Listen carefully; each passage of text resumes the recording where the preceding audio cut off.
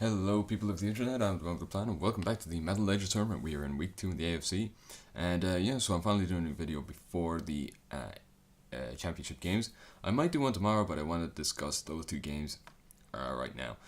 Um, okay, so considering actually we're in the AFC, I'm going to discuss solely the AFC game and upload an NFC matchup tomorrow. So anyway, Jacksonville Jaguars and the New England Patriots. Well, I have to say, first of all, the Jaguars really surprised me with how well they did, not only in the playoffs against the Steelers, but also overall throughout the season. They did really, really well. Far better than I expected them to, far better than a lot of other people expected them to as well. I mean, this has got to be one of the biggest turnarounds in NFL history. I'd probably look it up. It probably is the biggest turnaround in NFL history.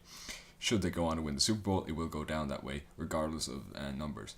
So anyway, what do I think is going to happen? Well, first of all, we got to discuss New England Patriots. Tom Brady has hurt his hand, apparently, so that means he might not play, which is big news for the Jacksonville Jaguars, because you talk about the Patriots, obviously their biggest threat is Tom Brady.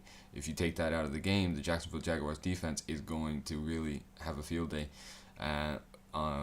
Against whoever they come up against. I'm not sure who the Patriots backup quarterback is now that Jacoby Brissett and Jimmy Garoppolo are both gone.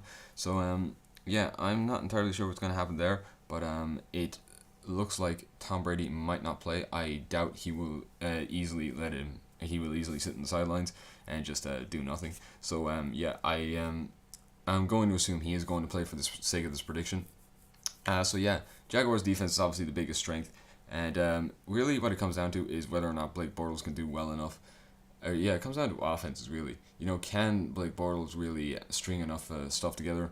I mean, because Leonard Fournette is going to have a lot of pressure on his shoulders. The Patriots are going to be targeting him all game because that's where the Jaguars have got their strength on offense, is with the running game. Not only with Leonard Fournette, but also TJ Yeldon is a really good backup, a kind of a second-string running back. So, the Jaguars do have some potential on offense with the passing game. But Blake Bortles is very inconsistent, and he's going to have to do very well in a very tough environment. So, do I see him doing well? I mean, I would like to say yes, because I want to see the Jaguars get to the Super Bowl, because that means that regardless of what happens in the NFC Championship game, there will be a new Super Bowl champion. But overall, I see Blake Bortles just maybe not being good enough. I mean, it's very hard to predict with Blake Bortles what he's going to do, but Tom Brady is going to be very consistent.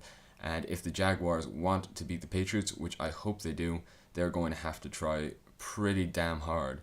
And if Tom Brady is out, I mean, I would lean in favor of the Jags, but that is only because of personal bias. So with that out of the way, let's get on to the games. So the first game of the week, out of two, we have AFC North versus AFC West for this week's matchups. The Baltimore Ravens making the second match in a row. I try to avoid this as often as I can, but this is just the way it turned up. But anyway, so the Kansas City Chiefs, I don't know why I chose this one, but first drive of the game was a pretty good one for the Kansas City Chiefs. I didn't expect them to get this touchdown, but it's Tony Gonzalez, who's probably the best tight end in NFL history, getting the touchdown on that from Len Dawson.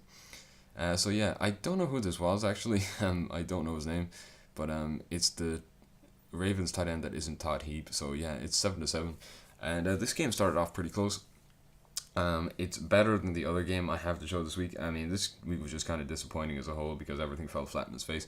I'm going to have a few better weeks coming up, that's for sure. So yeah, anyway, picked off there is Joe Flacco, and running it down the sidelines is, I think it's Duron Cherry is his name. I don't know because I will try and memorize them all for the playoffs when they come around. Basically, we've got another pass to Tony Gonzalez, so it's 17-7, and Sam Koch looking to go for a fake punt somehow, and believe it or not, this actually works. So the Ravens somehow keep it alive. I don't know what I was thinking. I kind of assumed it was going to fail the instant I saw him line up in the safe formation. The Ravens don't get a touchdown out of it, but they do manage to narrow the gap to just 7 points with that kick for a field goal. That is Justin Tucker on the kick there. Pretty long kick, but it doesn't matter as the Chiefs are able to go down the other end of the field and get a touchdown. So that means it's 24-10. So 14 points down. The Ravens need a touchdown here, and they do get that. It is handed off to I think it's Terrence West. Yeah, might be Terrence West, might be Jerome Lewis. I don't know, but anyway, either way.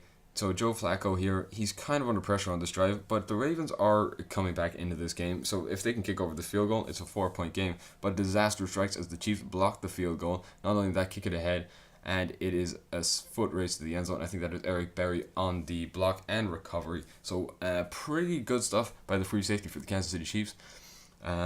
Yeah, so it's a 31-17 game. Joe Flacco has been really set back, but that doesn't mean he's out of the game yet, with still a quarter to play. So he goes over the middle here, and it's somehow picked off by Eric Berry again. Or no, that's Lewis. Okay, all right.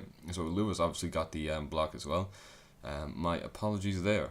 So yeah, it doesn't really matter though for the Chiefs as they get picked off. It's McAllister there with the interception, but it doesn't matter either because the Ravens aren't able to do anything with the possession, and Len Dawson goes to the back of the end zone, and he's got Travis Kelce on the touchdown. So yeah, the Chiefs are 38-17 up, but that doesn't mean Joe Flacco is about to give up because he goes to Todd Heap this time on the touchdown pass to make it a 38-24 game. So this onside kick basically decides the fate of the game for the Ravens. If they can't get this, they are out. So yeah, it's kicked straight out of bounds, and this unfortunately means that the Kansas City Chiefs are going to have an easy victory. Now, I don't mean this like as in a bias or anything. If they do get another touchdown here, Tony Gonzalez, I think, or not Tony Gonzalez, but anyway, yeah. So no, I don't mean that in a bias sense. I just want there to be close games because those are the most entertaining to commentate over, and everything. And you're going to see why in this one. So yeah, no personal preference. It's just I like an entertaining game. So you're going to see in this one was like ridiculous.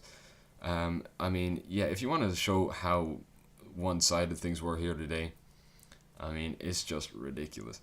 So yeah, anyway, Franco Harris for the Steelers gets the opening touchdown to set off what looks to be a pretty close game. I mean, I did this last time too, and I can't remember how I actually ended up uploading the footage because I did play all the games, I just didn't get around to uploading them all. But I can't remember what happened, but I think it was like a really close game. It was like 22-21 to the Steelers or something. But yeah, so despite some good plays there from John Elway and the Broncos offense, it was the Steelers who had pretty much the entire game wrapped up in their pocket. So there's Le'Veon Bell getting into the end zone for a touchdown. It's making it 14, I believe, to nothing. But that is the least of the Broncos' concerns. As Terry Bradshaw here finds another pass. This is to Antonio Brown, and Brown dives in, and I love that. I love that so much when they dive and they get hit, but they still go in anyway because that is dedication, my man.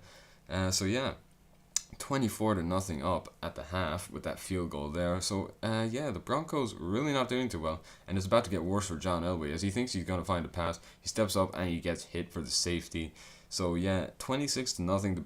The Steelers still get the ball back then, and Terry Bradshaw manages to string something together on one drive afterwards, and it's John Stallworth who gets some good blocking behind him, and he's in for the touchdown to make it a 33-0 game for the Steelers. It's pretty embarrassing for the Broncos so far, but they do manage to string something together on defense to keep the Steelers away and make it a 36-0 game.